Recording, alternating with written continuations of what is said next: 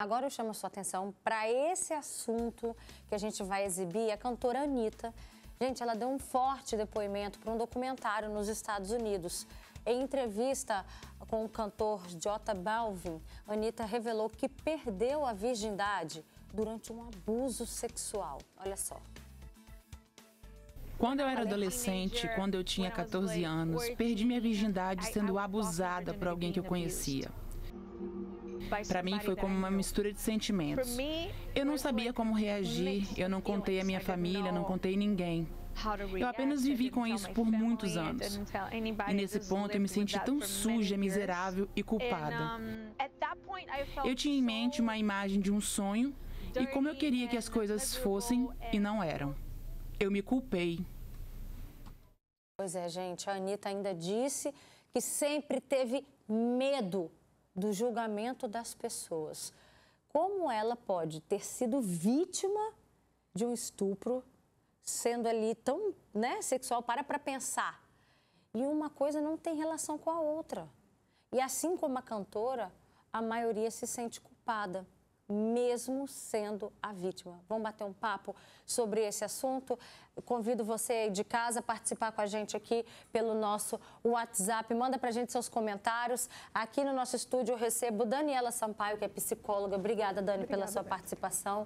A gente também recebe aqui Camila Dias, que é advogada. Obrigada também, doutora, pela sua presença. E a Gisele. Gisele, assim como a Anitta trouxe esse depoimento tão forte, você é mais uma mulher que se identifica com essa fala? Boa tarde. Boa tarde, Roberta. Boa tarde a todos. Sim, Roberta, eu me identifico no sentido pelo abuso, que ocorreram na minha infância. E a gente se sente invadido ali, e a gente fica com medo, não foi o meu caso, quando criança, sente medo de falar isso para as pessoas, para aquelas pessoas que vão nos dar segurança.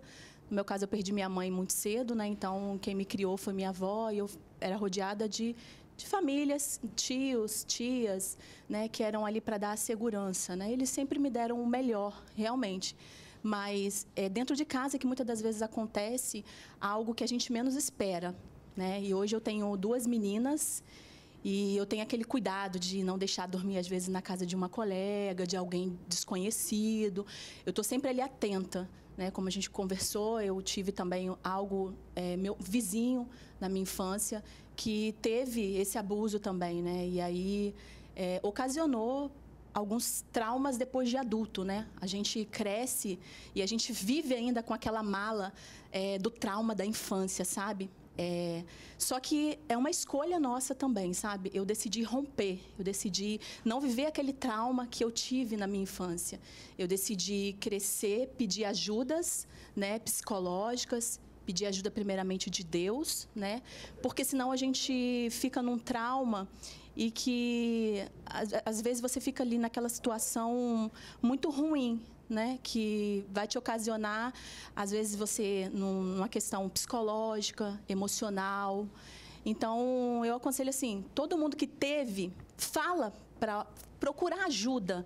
Não deixa isso ocasionar que você ficar ali naquele casulo, daquela dor, sabe? Porque a gente tem 2 opções, Roberta?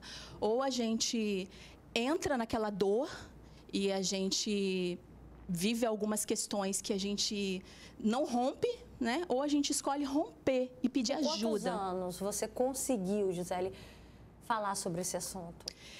Roberta, eu só depois de adulto. Depois de adulto. E ainda até hoje tem pessoas na minha família que não sabem. Eu só tive, assim, eu me senti à vontade para falar depois que esse meu tio faleceu. Eu fui até o Rio de Janeiro ajudá-lo, inclusive. Eu liberei perdão sobre a vida dele, porque ele estava alcoólatra na época que me abusou, E eu entendi que, assim, às vezes foi algo assim mais forte, mas no caso dele foi o álcool. Mas em alguns casos a gente entende que às vezes é pela própria pessoa, pela maldade de ter algo já nela, de fazer essa maldade, já acostumado a fazer maldade com as crianças. Então, eu só me senti à vontade porque eu não sei o que a minha família ia falar, sabe? Assim, quando criança, a gente não pensa muito nas consequências, se as pessoas iam acreditar em mim. É uma mistura de sentimentos, Daniela Sampaio? Porque, Olha só, a Anitta disse que se sentiu culpada. A Gisele está aqui falando de um outro sentimento também, do medo que ela sentia disso causar depois mais transtornos na família. Ou seja, tudo recai sobre a vítima? Exatamente. E você viu que interessante, quando você estava mostrando o vídeo da Anitta, você falou assim pra gente sobre a importância de ter o cuidado e a atenção, porque você falou assim pra gente, olha, por mais que às vezes ela possa parecer uma pessoa mais sexualizada, isso não tem a ver com o fato dela ter sido abusada. Então, de modo nenhum, a gente pode diminuir o que ela passou e nem culpabilizar. Mas eu penso que a gente precisa naturalizar o fato de conversar sobre isso. Não é naturalizar o ato, claro, mas a gente precisa naturalizar falar sobre isso. Porque todas as pacientes que eu atendo que foram abusadas, elas têm o mesmo discurso que você trouxe da Anitta, que se sente suja, que se sente preocupada, com medo. E aí, eu lembro que no consultório eu perguntei para essa paciente, eu falei, mas eu queria entender melhor por que suja? Porque a gente ouve muito essa expressão, né? Eu me sinto suja. E aí ela trouxe isso para mim, assim, o quanto ela tinha medo do que as pessoas iam pensar dela, mesmo ela estando vestida, entre muitas aspas, adequadamente. Não existe se vestir adequadamente, mas o que eu quero dizer a sociedade às vezes fala assim, você estava com tal roupa, você que provocou. Isso não existe, mas se a vítima tiver com alguma roupa, de repente, mais curta, alguma coisa, ela se sente ainda mais culpada. E nesse caso dessa paciente que eu atendi, ela falava sobre isso, assim, sobre as pessoas dizerem que ela é suja e que ela estava ainda mais suja após isso.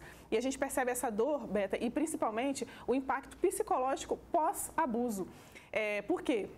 Essa mesma paciente, é interessante que ela começou a usar roupas muito largas e até sujas.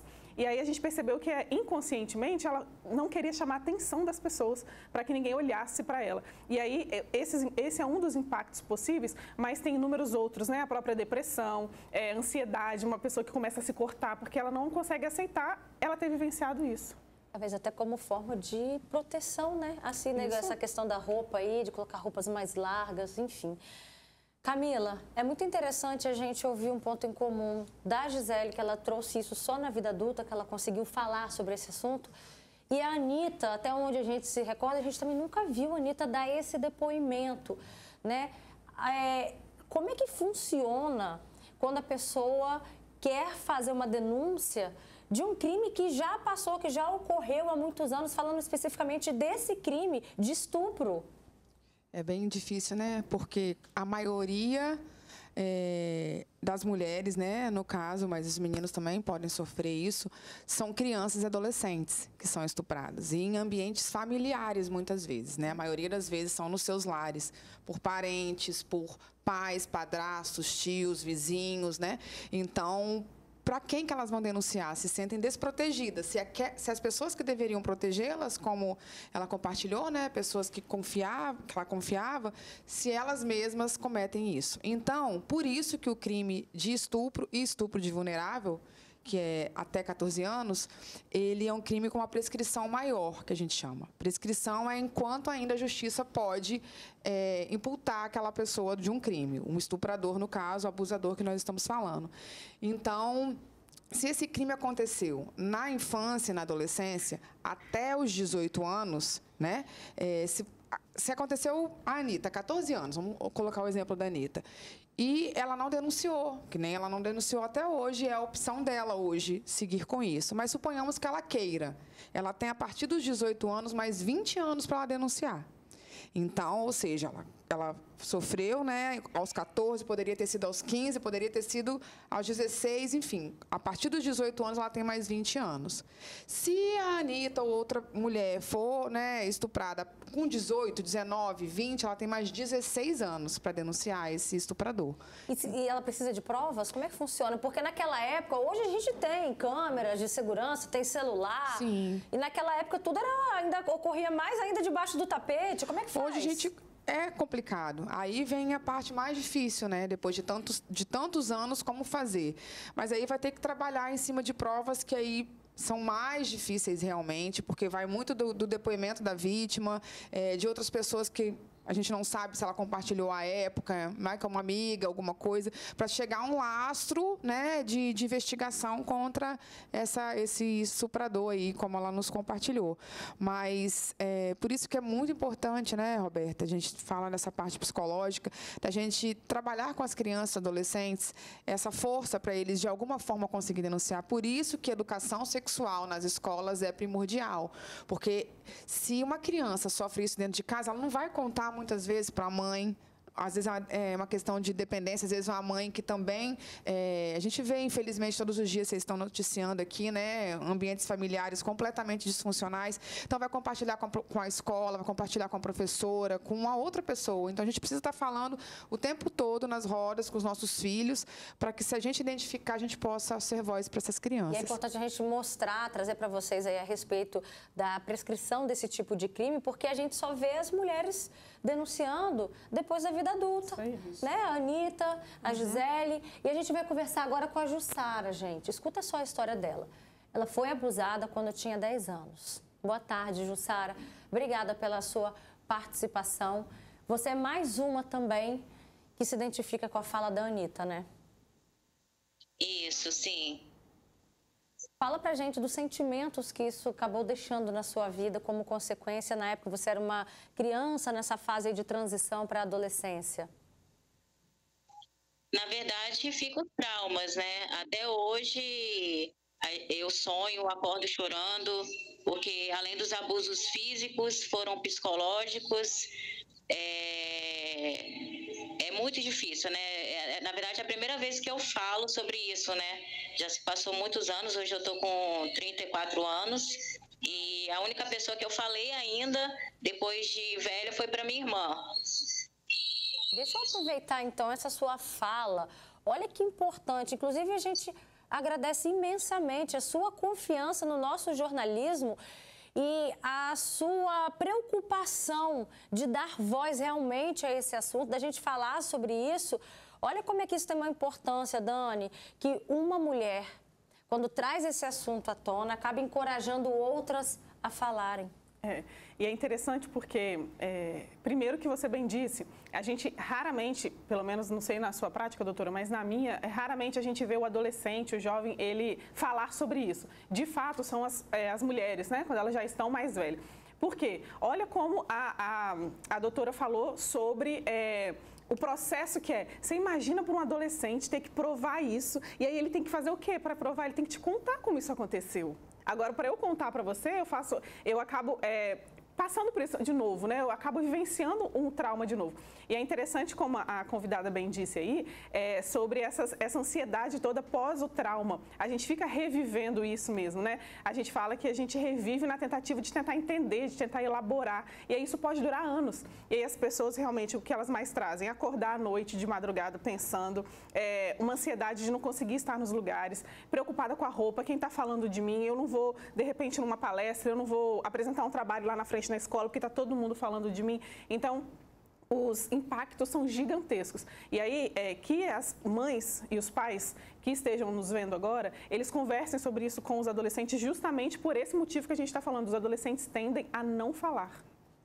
Quando você disse de acordar à noite com medo, a Gisele fez sinal falando, eu passei por isso. Sim, eu passei. Algumas vezes eu acordava com taquicardia, com aquela insegurança que dá, né? Porque, não que eu tô culpando ninguém da minha família, né? Mas tipo assim, aonde eu me sentia segura, agora eu não tenho mais essa segurança. E agora?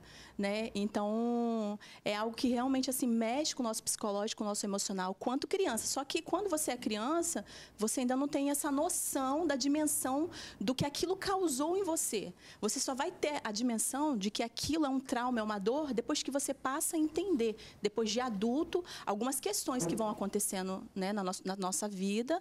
E aí você começa a procurar pessoas especialistas e entender por que isso está acontecendo. E aí você, muitas das vezes, você tem que voltar lá no local da sua dor. Aonde aconteceu, o que te fez ter isso, essas situações que te ocasionou para que você pudesse estar agindo dessa forma. Então, você volta lá, muitas das vezes, você não quer, né, voltar ali onde te ocasionou a dor, mas às vezes é necessário para que você possa realmente romper e crescer, porque senão, como eu falei, Roberta, a gente fica a vida toda dentro daquele quarto ou dentro daquela situação. E isso pode ocasionar mais problemas ainda, né? Numa depressão, numa crise de ansiedade ou outra coisa parecida. Eu até hoje eu faço acompanhamento, né, com psicólogos, né? Faço também acompanhamento dentro da igreja, também me ajuda muito. Faço um programa chamado Cura Interior. Isso me ajudou a restaurar a minha identidade novamente, porque eu já tinha perdido na minha infância. Quem era a Gisele? Quem era eu? Eu fiquei lá, né, dentro de uma casa, como eu te falei, abusado por um vizinho. Após um abuso de uma pessoa que foi consertar a geladeira de alguma pessoa conhecida, a qual minha avó deixava eu dormir na casa dessa pessoa para fazer companhia para ela, né? E ele também teve esse abuso também comigo, né? E depois dentro da casa da minha... Então foram 3 abusos, 3 situações que provocou para que depois de adulto eu tivesse que procurar ajuda, né? Primeiramente de Deus, né? E segundo, dos psicólogos, né? Do psiquiatra. A gente não pode se omitir a isso. Se a gente está com alguma dor, a gente precisa procurar alguém. E no meu caso, ajudou muito. Olha só, além da Anitta, também outras famosas já revelaram ter sido vítimas de abuso sexual e também demoraram anos, gente, para ter coragem de falar sobre o assunto. Há 10 anos, a Xuxa. Olha isso, a Xuxa falou pela primeira vez dos abusos que sofreu na infância. Os abusadores eram um professor, um amigo do pai dela e também um namorado da avó. E só aos 13 anos, escuta só, ela conseguiu se livrar da situação. Outra famosa também foi a Luísa Brunet. Ela contou que foi estuprada aos 13 anos. Ela trabalhava como empregada doméstica antes da fama. E aí um vizinho da patroa, que tinha 50 anos, foi quem cometeu os abusos. Luana Piovani, gente, também disse que foi abusada várias vezes quando tinha 8 anos e também por um vizinho. Em várias entrevistas, ela disse que na época, por ser muito nova, não entendia a gravidade da situação. A apresentadora Gabriela Prioli também viveu o mesmo drama. Aos 7 anos foi abusada por um adolescente que frequentava a casa da família dela. Prioli afirmou que se sentia culpada, como se tivesse ali menos valor pelo que aconteceu. Camila, como é que fica nessa situação aí quando é um menor, né? No caso ali um adolescente, no caso da Gabriela Prioli? Aí é uma outra vertente, né? Porque ele também ainda não pode ser, né, pelo Código Penal, imputado num crime como se fosse um homem maior de 18 anos. Aí tem uma questão familiar, os responsáveis também são acionados. Tem uma questão também da possibilidade de imputar ele enquanto menor, também, né, dentro das penas previstas, né, que são bem menores e alternativas, mas a gente continua, a gente vai falar sobre isso, vai falar sobre crime, falar sobre punição e voltar sempre para a educação sexual, porque por mais que a gente tenha leis, a gente tenha um ordenamento jurídico para isso, tenha, né, todo um sistema para poder punir, né, quem vem a cometer esse tipo de crime, a gente pode estar, de alguma forma, também auxiliando a diminuição deles, porque quanto a quem comete, a gente não consegue segurar, a gente só consegue apagar depois o incêndio, caso a gente, né, denuncie e tudo mais, haja investigação. Agora, vamos continuar, né, brigando e lutando pelas nossas crianças e nossos adolescentes. A gente tem aqui uma chuva de comentários, várias pessoas desabafando e se identificando com esse crime, gente, que é desde um abuso até casos aí de estupro. Tem uma pessoa que diz: Roberta, eu fui abusada pelo meu padrasto aos 7 anos. Nunca tive coragem de contar para minha mãe, pois tinha medo. Mas depois de adulta, quando contei, porque eu não ia muito mais na casa dela, adivinha? Ela não acreditou em mim. Também tem outra pessoa que diz: aos 15 anos, já com meu primeiro namoradinho, ele insistindo para eu ter minha primeira relação. Eu não me sentia confortável, mas a mãe dele saía de casa e nos deixava em casa trancados, sozinhos, ajudando ele a forçar a barra. Assim foram várias e várias situações, aí uma hora aconteceu. Isso foi uma coisa para mim tão traumática que demorei a me descobrir como mulher em uma relação. Muito importante esse relato aqui, porque parando para pensar no depoimento da Anitta aos 14 anos e nessa pessoa aqui aos 15 anos que também não se sentia preparada, mas tinha ali um namorado, tinha forçação de barra, geralmente para a primeira vez a mulher idealiza aquele momento romântico. Mas quando isso não acontece, Dani, é mais um trauma que ela vive? Mais um trauma e mais um luto que a gente fala, né, para dar conta. Todas as perdas são lutos, né, que a gente vai tendo que dar conta ao longo da vida. Alguns são um pouco mais leves e outros bem mais pesados. Esse é bem mais pesado. Inclusive, se eu não me engano, foi no relato da Luana Piovani, que ela fala que não tinha dimensão daquilo ali, né, da gravidade. Sabia que não era legal, que não estava legal, mas não sabia o quão grave era aquilo ali. Eu acho que isso é o que importa, sabe? Quando a gente fala muito sobre isso nas nossas práticas profissionais, no programa, a gente consegue alcançar mais pessoas, porque é muito grave e é importante isso que você falou sobre essa idealização que por vezes a gente cria. E aí, como eu bem disse, sabe, quem vai dar conta desse luto é só a pessoa que vivenciou. Quem praticou o crime, para ele, aquilo ali é mais um caso só, mais uma situação. E para quem vivenciou e para quem foi abusada, não. Então, muitas vezes vai acontecer tanto o que a nossa convidada falou, quanto o que as duas falaram, né? Sobre acordar de noite, sobre ficar mal com isso. E ainda pior quando acontece esse caso de quebra de expectativas, né? Tem uma outra pessoa que diz, eu também me sinto assim até hoje, eu sinto muita culpa. Aí depois do meu padrasto, a tentativa de estupro acabou continuando também com outros homens. Tem mais relatos. A Sabrina também manda a história dela pra gente, contando que foi abusada por parente aos 7 anos. E a minha mãe só veio descobrir que quando eu já estava com 20 anos de idade.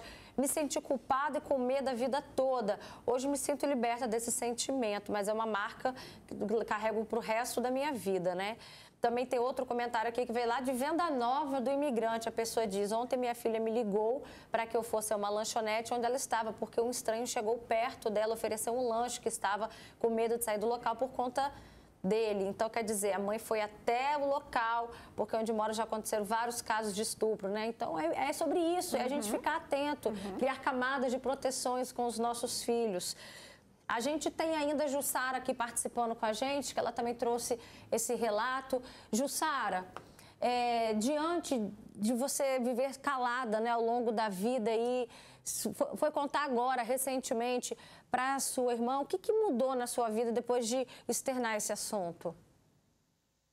Olha, na verdade, as pessoas aí estão relatando que se sentia culpada. Na verdade, eu não tive nem esse pensamento, porque quem me culpava era a minha própria tia, que me criava, na verdade, né? Porque desde os 9 anos eu escuto que a menina, quando é estuprada, é porque ela se ofereceu. Eu não podia chegar perto do meu tio, porque ela falava que eu estava me oferecendo. Quem foi que me abusou foi o próprio irmão dela, que vivia no mesmo... Tinha uma casa no quintal onde eu morava. Ele me abusava, tirou as partes íntimas para mim e eu não podia falar, porque desde que eu me entendo por gente, eu escuto que as crianças que são oferecidas, se passasse alguma coisa na TV, a menina foi estuprada, foi molestada porque ela se ofereceu. Eu com 9 anos de idade, entendeu? Eu escutei isso desde o dia que eu fugi de casa, que foi com 17 anos, aí eu pude me livrar, mas eu nunca relatei nada porque eu não tinha nem tempo de me sentir culpada, porque ela já decretava que a menina era oferecida, que se a menina engravidasse era porque ela se ofereceu para o garoto, sabe, esse pensamento machista. E falar sobre isso hoje, já que você está conseguindo trazer esse assunto, é libertador para você? Na verdade, eu me libertei já há muito tempo, né? Hoje eu estou trazendo em público, mas eu já me libertei porque hoje eu tenho 3 filhos, eu tenho 2 meninas, uma recente de 3 meses e passei por um assédio sexual há 4 anos atrás, onde eu processei meu ex-patrão. Se repetiu a história. Eu acho que depois desse processo, hoje eu tive em mim que a mulher não tem culpa de nada. Não é a roupa, não é nada. Não é o jeito que você olhou, ele entendeu isso, ele interpretou dessa forma, não. Então, eu já me libertei desde essa época desse processo. Foi muito difícil para mim, eu vivia medicada, foi 4 anos de processo, e ninguém acreditava, porque o rapaz era da igreja, era presbítero, era casado. Eu acho que foi depois dessa fase que eu passei na minha vida que eu tive certeza que nós, mulheres, não temos culpa. Como criança não tem culpa de nada e adulto não tem culpa de nada. Perfeito. Jussara, obrigada, viu, mais uma vez pela sua participação aqui com a gente. Quero um dia também ter o prazer de recebê-la aqui no nosso estúdio, viu? Uma boa tarde para você. Obrigada a você. Você também. E só para a gente finalizar, tem um comentário aqui de uma pessoa que diz: eu fui abusada pelo meu irmão mais velho aos 10 anos e isso aconteceu até aos 13. Me senti culpada por muito tempo. Nunca contei para minha mãe, pois tinha medo. Dani, o nosso tempo já acabou. Vale a pena contar, mesmo depois assim de tantos anos, e às vezes poupando a mãe dessa dor também? Eu penso que sempre vale a pena falar, porque o Freud fala que a cura é pela fala, né? A gente precisa falar para a gente entender e reviver e deixar no passado. Mas é muito importante, se a mãe não acreditar, voltando agora um pouquinho para o adolescente, busca outra pessoa, mas não desiste não. Busca alguém, alguém vai acreditar em você. Perfeito. Obrigada, viu, Dani, pela sua participação. Obrigada também, Camila, pela sua presença aqui. E Gisele, também foi uma honra recebê-la. Volte sempre, viu? Com esse relato tão importante, que isso faz com que muitas mulheres se libertem também. Só para finalizar, Roberta, eu acho muito importante também a gente acreditar nos filhos, né? E sempre orientá-los, porque quando eu vou dar banho na minha pequena, eu falo, alguém mexeu aqui? Porque ela fica, né, em outros lugares, e estou sempre conversando, ninguém pode mexer aqui. Então, como no meu caso não foi estupro, foi assédio, que é diferente, né, que a gente estava conversando, orienta os filhos e acreditem neles, porque eles não vão inventar algo da cabeça deles, Sempre, é importante. Né? É isso aí, a gente dá valor, peso às falas dos nossos filhos.